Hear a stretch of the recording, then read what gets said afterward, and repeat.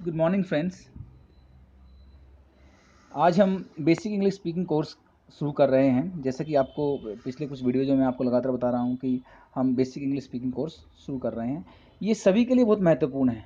चाहे आप इंग्लिश में आपको बहुत कुछ आता है या फिर बिल्कुल नहीं आता है, तो दोनों अवस्थाओं में जो है आपके काम आने वाला ये कोर्स है। क्योंकि basic English speaking course actual में आपको एक इंग्लिश लैंग्वेज के प्रति आपकी जो बेसिक अंडरस्टैंडिंग है उसको डेवलप करता है, उसको अच्छा करता है। ठीक है, तो आज से हम ये शुरू कर रहे हैं और हमारा पहला अध्याय है। देखिए, हम सभी जानते हैं स्टूडेंट्स की कोई भी भाषा है उसका इस्तेमाल वार्तालाप के लिए, बातचीत करने के लिए किया जाता है। और वार्तालाप हमारी ज़िंदगी का जो डेली रूटीन का हिस्सा है। हर रोज़ हम कहीं ना कहीं किसी ना किसी सिचुएशन में किसी ना किसी से बात कर रहे होते हैं, तो हमें एक लैंग्वेज का यूज़ करना होता है। सपोज आप कहीं ऐसी जगह पे जहाँ पे आपको अंग्रेजी बोलना है, या सामने वाले लोग हैं जो वो अंग्रेजी ही समझने वाले हैं, या प्रोफेशनली आप अपने ऑफिस में हैं, आपको अपने क्लाइंट से बात करना है तो इंग्लिश में ही आपको बात करना है, अच्छा लगने वाला है ना। आज के दौर की ये सबसे महत्वपूर्ण भाषा कही जाती है ज़ुबान है, और ज़ुबान कभी भी कोई गलत नहीं होती, बहुत वैल्यूएबल होती है, बहुत कीमती होती है। तो इस भाषा को सीख लेना बेहद ज़रूरी है। तो आज हम देखेंगे कि जब हम बातचीत करते हैं किसी भी भाषा में, सपोज वो इंग्लिश भाषा है, तो भाषा को जो है हमें बातचीत शुरू करने के लिए का एक तरीका होता है। उसे कहते हैं ओपनिंग ऑफ द कॉन्वर्सेशन, है बातचीत का शुरू करना। तो कैसे शुरू करते हैं? हर भाषा में बातचीत को शुरू किया जाता है उसके ग्रीटिंग्स से। ग्रीटिंग्स क्या होते हैं? इसे हिंदी में बोलते हैं अभिवादन, नमस्ते, नमस्कार, है ना। जब हम किसी से मिलते हैं तो नमस्ते नमस्कार करते हैं, उसके बाद हम अपनी बात कहते हैं। तो इंग्लिश में ये नमस्ते नमस्कार किस किस तरीके से कहा जाता है ना, कि जो है दिन में कैसे बोलते हैं, रात के समय किस तरीके से रहता है भाई जानकारों के साथ जो है अभिवादन के कैसे कैसे वाक्य बोले जाते हैं, जो अनजान है उनके सामने कैसे बोलते हैं, कोई भी इस तरीके से प्रोफेशनली कैसे बोलेंगे, सम्मान सूचक जो शब्द रहते हैं वो क्या रहते हैं, वो सारी चीज़ हम जानने वाले हैं इस अध्याय में। ये हमारा सबसे पहला अध्याय है, ठीक है। तो आज हम इसमें सीखने वाले हैं ये चीज़ें कि अभिवादन क्या है, बोलचाल में अभिवादन कितने प्रकार का होता है, किस किस तरीके से ये जो है किया जाता है। तो थोड़ा पढ़ लेते हैं, ऊपर लिखा हुआ देख लीजिए। पहला अभियान, फर्स्ट एक्सपीडिशन, पढ़ते हैं। आइए पहला दिन अभिवादन से शुरू करते हैं, ठीक है। भारत में सभी अवसरों पर नमस्ते या नमस्कार कहकर अभिवादन करना का एक प्रचलन है। मुसलमान अस्सलाम वालेकुम तथा सिख आपस में मिलने पर सत श्री अकाल कहते हैं, पर अंग्रेजी में ऐसा नहीं है। इसमें दिन के अलग अलग समय पर अलग अलग शब्दों द्वारा अभिवादन करने का चलन है। ये ऊपर लिखा हुआ है, जैसे कि आपने यहाँ पे पढ़ा होगा यहाँ पे, ठीक है। तो देखते हैं आगे। बोलचाल में अभिवादन के लिए जो वाक्य यूज किए जाते हैं, वो कुछ वाक्य यहाँ पे हम हिंदी और इंग्लिश दोनों भाषाओं में दिए गए, देख लेते हैं।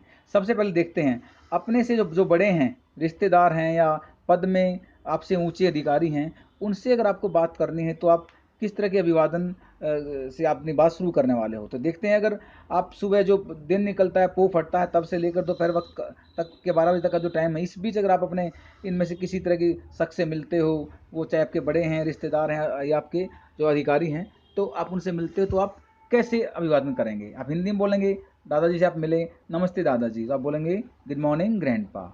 आप अपने सर से मिले, आप बोलेंगे नमस्ते सर, तो बोलेंगे गुड मॉर्निंग सर, ठीक है। मम्मी से मिले, ठीक है, गुड मॉर्निंग मम्मी, ठीक है ना। इस तरीके से आप देखेंगे।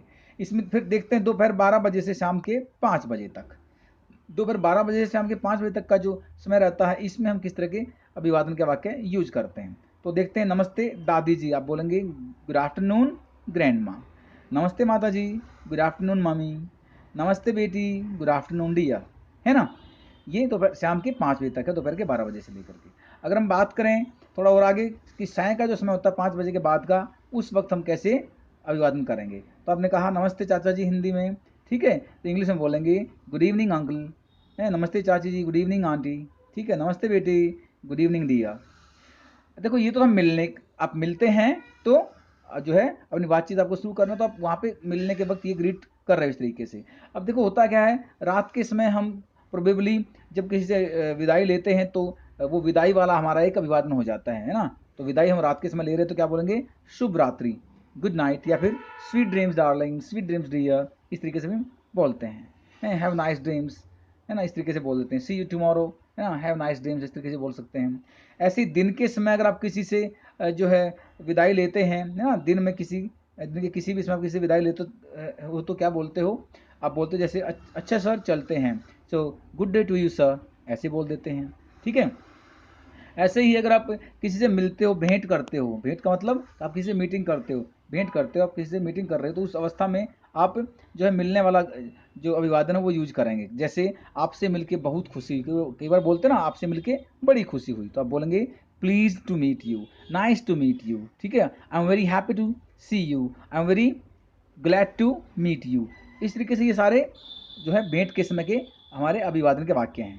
अगर हम थोड़ा सा और आगे बढ़े तो देखें, जब हम ना किसी भी समय हम अपने मित्रों से या हमारे जो बराबरी के लोग हैं उनसे मिलते हैं, जिनके साथ हमारा फ्रेंडली जो नाता है, मित्रतापूर्वक हमारे संबंध है, वो कोई भी हो सकता है। वो आपके आपके हम उम्र हो सकते हैं, आपसे बड़े हो सकते हैं, आपसे छोटे भी हो सकते हैं, कोई भी हो। तो उनके उनके साथ आप कभी भी ये good morning, good evening, good afternoon का यूज़ नहीं करते, क्योंकि वहाँ पर फॉर्मेलिटी नहीं होती। क्योंकि good afternoon, good morning, good evening, ये सारे के सारे जो ग्रीटिंग्स हैं ये फॉर्मल ग्रीटिंग्स किए जाते हैं। इन्हें हमारे ऑफिस में या ऐसी जगह इस्तेमाल किया जाता है जहाँ हमें फॉर्मेलिटीज़ करनी होती हैं। लेकिन हमारा घर, हमारे दोस्त, हमारे मित्र, हमारे बराबरी के लोग जो होते हैं, जिनके साथ हमारे मित्रतापूर्वक संबंध होते हैं, उनके साथ हम कभी भी कोई जो फॉर्मेलिटीज़ नहीं करते हैं, कोई औपचारिकता नहीं करते हैं, वो बिल्कुल इनफॉर्मल होता है, बड़ा फ्रेंडली होता है। तो आप वहाँ पर ये मॉर्निंग, इवनिंग, आफ्टरनून का यूज़ नहीं करते, तो वहाँ पे हम यूज़ करते हैं हाय हेलो का।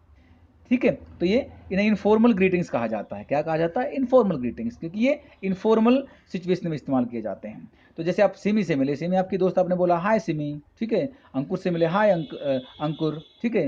हेलो अंकल, अब अंकल उम्र में आपसे बड़े हैं ना, नाते में भी बड़े हैं, तो आप उनको भी हेलो बोल सकते हो अगर आपका अंकल के साथ फ्रेंडली एक व्यवहार है तो, ठीक है। ऐसे ही हेलो निशी, हेलो कुश, ऐसे ही हेलो मिसेज मेहरा, ठीक है। ये आपके जानकार हैं, इनके साथ आपका आना जाना उठ बैठ है, तो यहाँ पे आप इनके साथ हेलो हाय का यूज कर सकते हैं। इसके साथ साथ आप सबसे अंतिम लाइन अगर इस पेज पे देखें स्टूडेंट, तो आपको नजर आ रहा है नोट के रूप में लिखा हो ना, यदि संबंध बेतकल्लुफी का हो, यानी कि अगर फ्रेंडली रिश्ते नाते हो, तो आप अपने जो बड़े बुजुर्ग हैं उनको भी हाय हेलो कह सकते हो, पापा को, दादा को, सबको बोल सकते हो। आप पापा से मिले मॉर्निंग में, आप उठ के बोल सकते हो हाय पापा, ठीक है। इसका मतलब है कि पापा के साथ आपका फ्रेंडली नाता है, ठीक है, आप एक दूसरे के साथ मित्रतापूर्वक व्यवहार करते हो।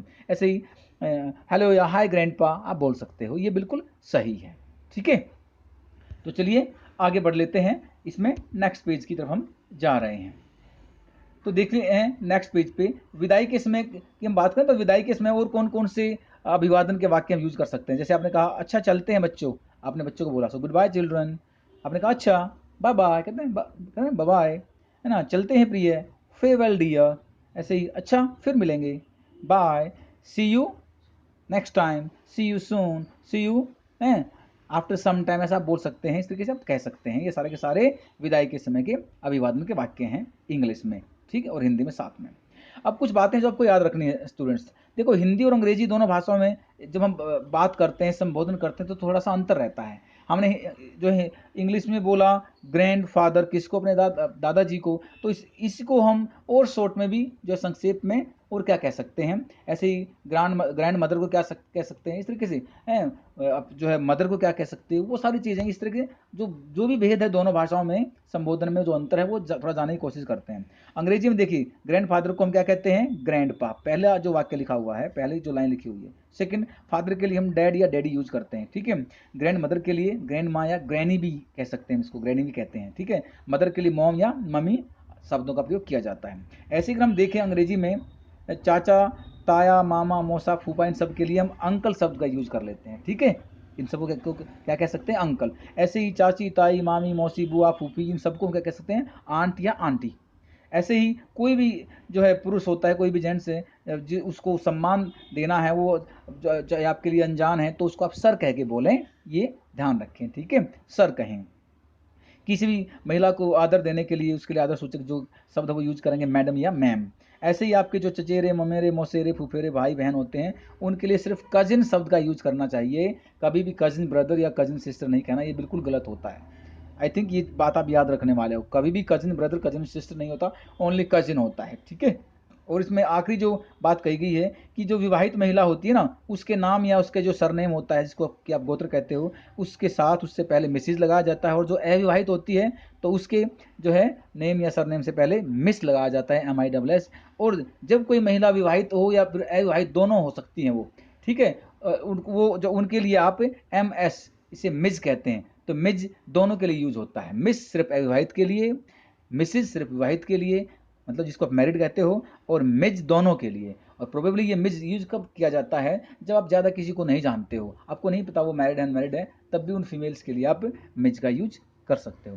तो स्टूडेंट्स, आशा करता हूँ कि आज के इस फर्स्ट ओपनिंग जो चैप्टर से आपको हमारा बेसिक कंसेप्ट इसमें समझ में आया होगा कि बातचीत कैसे शुरू करें, अभिवादन के वाक्य कैसे कैसे होते हैं, और अगर आप मिल रहे हैं, मिलने के वक्त का अभिवादन है तो कौन से वाक्य बोलने हैं, और अगर आप विदाई ले रहे हैं तो किस तरह से आपको इंग्लिश में आप वो अभिवादन करेंगे या विदाई लेंगे। इसके अलावा आपने बहुत सारे और भी शब्द जाने, तो इस प्रकार से आपको ये बेसिक चीज़ें मालूम होना चाहिए। इस पूरे फर्स्ट चैप्टर का आप 1 या 2 बार इस वीडियो को ध्यान से देखेंगे तो आपको पूरा समझ में आ जाएगा, और आपके पास नोट्स के रूप में भी ये पूरा चैप्टर अवेलेबल रहेगा। तो मिलते हैं अगले जो है लेसन में, तब तक अपना ध्यान रखिएगा, स्वस्थ रहिएगा। और हाँ, अगर चैनल पर पहली बार हैं तो चैनल को सब्सक्राइब जरूर कर लीजिएगा, क्योंकि ये इस तरह के लेसन बिल्कुल एक दूसरे से जुड़े हुए, पूरा कोर्स अब लगातार चलने वाला है। आपको जो है ऑलमोस्ट डेली बेसिस पे एक वीडियो जो है आपको आपके पास आने वाला है, जो कि लेसन वाइज चलने वाला है। हमारा एक कोर्स बेसिक का मिनिमम जो है वो 3 मंथ्स तक चलेगा, उसके बाद हम एडवांस और उसके बाद फिर हम एक्सपर्ट लेवल के कोर्सेज को आगे बढ़ाएंगे, आप जब तक बेसिकली काफ़ी स्ट्रांग हो जाएंगे। तो thank you so much, stay happy, stay healthy.